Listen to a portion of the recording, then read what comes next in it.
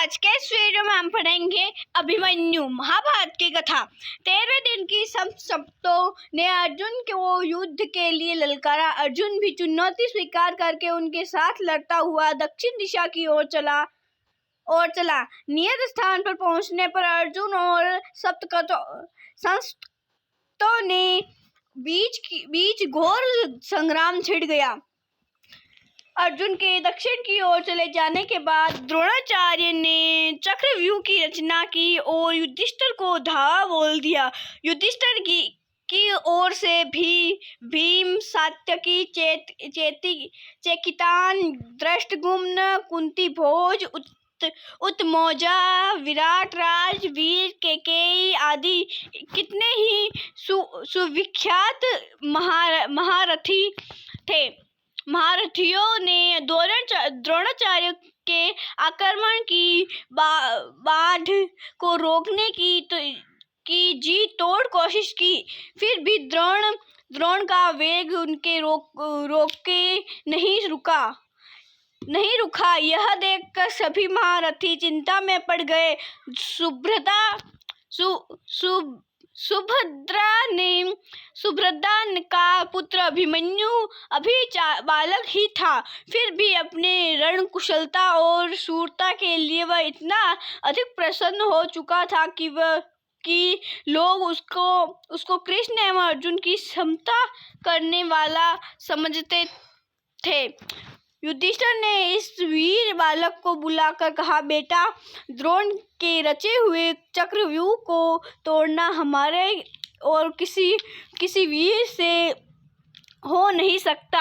अकेले तुम ही ऐसे हो जिसके लिए द्रोण के बनाए हुए इस व्यूह को तोड़ना संभव है। तुम द्रोण की सेना पर आक्रमण करने को तैयार हो। यह सुनकर अभिमन्यु बोला, महाराज, इस चक्रव्यूह में प्रवेश करना तो मुझे आता है, पर प्रवेश करने के बाद कहीं कोई संकट आ गया तो व्यूह से बाहर निकलना मुझे याद नहीं है। युधिष्ठिर ने कहा, बेटा, व्यूह को तोड़कर एक बार तुम भीतर प्रवेश कर लो, फिर तो जिधर से तुम आगे बढ़ोगे उधर से ही हम तुम्हारे पीछे पीछे चले आएंगे और तुम्हारी मदद को तैयार रहेंगे।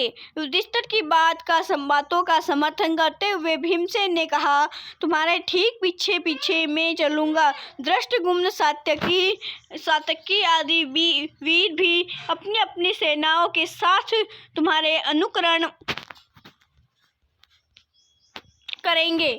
एक बार तुमने व्यूह को तोड़ दिया तो फिर यह निश्चित समझना कि हम कौरव सेना को तहस नहस कर डालेंगे। यह सब सुनकर बालक अभिमन्यु को अपने मामा श्री कृष्ण का पिता अर्जुन की वीरता का स्मरण हो आया।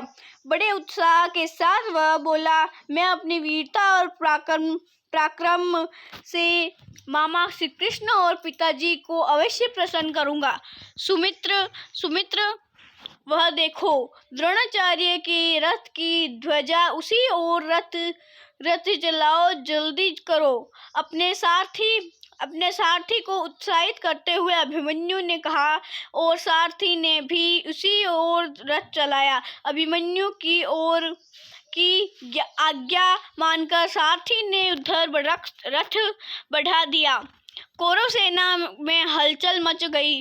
अरे, अभिमन्यु आया और उसके पीछे पीछे पांडव वीर भी चले आ रहे हैं। द्रोणाचार्य के देखते देखते उनका बनाया हुआ व्यूह टूट गया और अभिमन्यु व्यूह के अंदर दाखिल हो गया। कौरव वीर एक एक करके अभिमन्यु का सामना करने आते गए और इस प्रकार कुछ करते गए कि जैसे आग में पकड़कर पतंगे भस्म हो जाती है। जो भी सामने आया उस बालवीर के बाणों की मार से मारा गया। जैसा कि पहले तय हुआ था कि पांडवों की सेना अभिमन्यु के पीछे पीछे चली और जहां से व्यूह तोड़कर अभिमन्यु अंदर घुसा था, वहीं से व्यूह के अंदर प्रवेश करने लगी। यह देखकर सिंधु देश का पराक्रमी राजा जयद्रथ,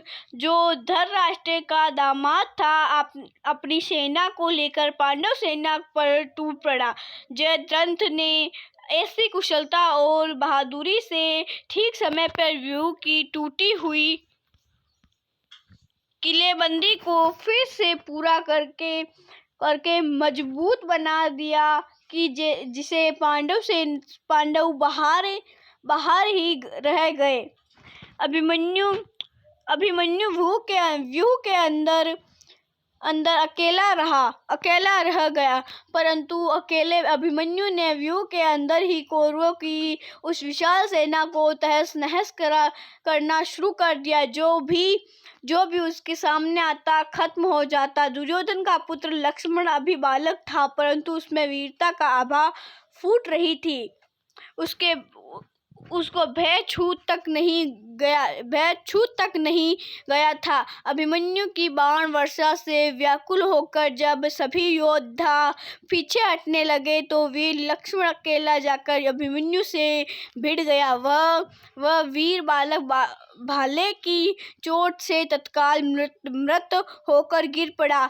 यह देखकर कौरव सेना आर्त स्वर में हाहाकार कर उठी। अभिमन्यु का इस क्षण वध करो, दुर्योधन ने चिल्लाकर कहा, और द्रोण, अश्वत्थामा, वृद्धलम, कृतवर्मा आदि 6 महारथी ने अभिमन्यु को चारों ओर से घेर लिया। द्रोण ने कर्ण के पास आकर कहा, इसका कवच भेदा नहीं जा सकता। ठीक से निशाना साधकर इसके रथ के घोड़ों की रास काट डालो और पीछे की ओर से इस पर अस्त्र चलाओ।